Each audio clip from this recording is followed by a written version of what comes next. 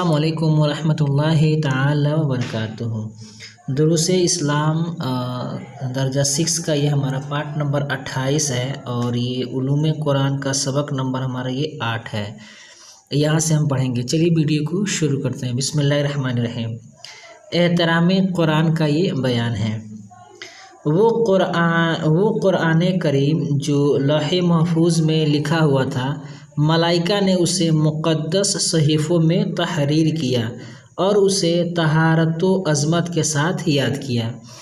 बस मोमिनीन को भी चाहिए कि उसे ताज़ीम व तहारत के साथ छुए और याद करें, जैसे अहले समा ने यानी फ़रिश्तों ने यानी फ़रिश्तों की जमात यानी आसमान वालों ने उम्दा अहवाल यानी बेहतरीन हालत के साथ यानी उम्दा अहवाल के साथ याद किया।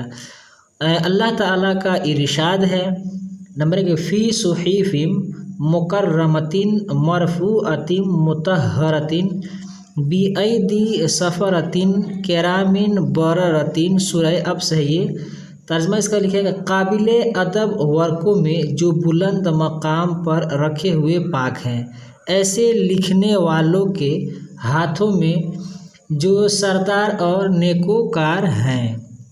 ला यमस्सुहु इल्लल मुतहहरून। सूरह ये वाक़या है, आयत नंबर 79 है, 79 है। इसको तहारत वाले ही हाथ लगा, यानी कि इसको कुरान शरीफ के बारे में बात हो रही है। जुनबी बोलते हैं नापाकी, जो नापाक हो। जुनबी के लिए कुरान करीम पढ़ना, छूना या उठाना हराम है। यूं ही बग़ैर वज़ू कुरान मजीद छूना या उठाना हराम है, अलबत्ता पढ़ा जा सकता है। बग़ैर वज़ू कुरान करीम का वर्क, जिल्द, ग़िलाफ़ और वो संदूक जिसमें कुरान पाक रखा हुआ हो, बच्चा जो बेवज़ू हो उसे कुरान पढ़ने से न रोका जाएगा, जबकि उसका ये छूना सबक पढ़ने के लिए हो। हाँ, अगर वज़ू कर ले तो ये बेहतर होगा। अलबत्ता नासमझ बच्चे को कुरान करीम उठा कर रखना या छूना हराम है। और इसी तरह दिरहम की मिस्ल मुसहफ़ पर कोई चीज़ रखना या अजमी में उसकी किताबत करना, यानी अजमी बोलते हैं ना, यानी अरबी के अलावा और ज़ुबान, ठीक है, उसकी किताबत करना, बेवजह उसे फाड़ना या जिस कागज़ पर कुरान तहरीर हो उसका निगलना, उसकी तरफ पैर फैलाना, ये सब हराम है। यानी कुरान शरीफ की तरफ ये सब चीज़ें करना हराम है।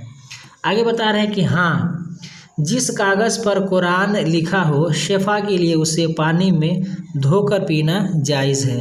यूं ही तबरुकन उसका उठा भी सकते हैं। इसी तरह सामान के साथ बग़ैर वज़ू उठाया जा सकता है, जबकि कुरान मकसूद न हो। बग़ैर वज़ू कुतुब तफसीर यानी तफसीर की जो भी किताबें हैं, जैसे जलालैन शरीफ हो गया, ठीक, का छूना या उठाना जिसमें कुरान भी लिखा हो जायज़ है। कुरान की लिखी हुई आयत को मोह किया जा सकता है, जबकि वो जिस पर लिखा हुआ है उसकी एहानत का खौफ व अंदेशा हो, और अगर वो मिट न सके तो उसे सोख्ता भी किया जा सकता है। बेला ज़रूरत सोख्ता करना मकरूह है। कुरान करीम पाक और ऊंची जगह रखा जाए, यूं ही अलमारी में ऊपर के हिस्से पर रखना चाहिए। कुरान करीम और संदूक वो ग़िलाफ़ न कुर्सी के नीचे रखे जाए और न तख्त के नीचे, ठीक। ये मश्क है, यहाँ से हम पढ़ेंगे। लिखा है कि अलिफ लिखा है कि मानी लिखिए और याद कीजिए। अहले समा यानी आसमान वाले यानी फ़रिश्तों की जमात। उम्दा अहवाल यानी बेहतरीन हालत। जुनबी बोलते हैं नापाकी को, ग़िलाफ़ बोलते हैं खोल, ऊपर पर जो पर्दा होता है वो परत को जुज़दान वगैरह को बोलते हैं। अजमी बोलते हैं गैर अरब जो अरबी न हो, यानी जो भी अरबी न हो उसको अजमी बोलते हैं। इस सवाल के जवाब दीजिए। नंबर 1 है कि कुरान करीम पढ़ना और उठाना किसे हराम है? तो जो जुनबी है, जो नापाक आदमी है, उसको कुरान शरीफ का पढ़ना छूना हराम है। अब बता रहे हैं कि किसके लिए कुरान का छूना और उठाना तो हराम है मगर पढ़ना जायज़ है।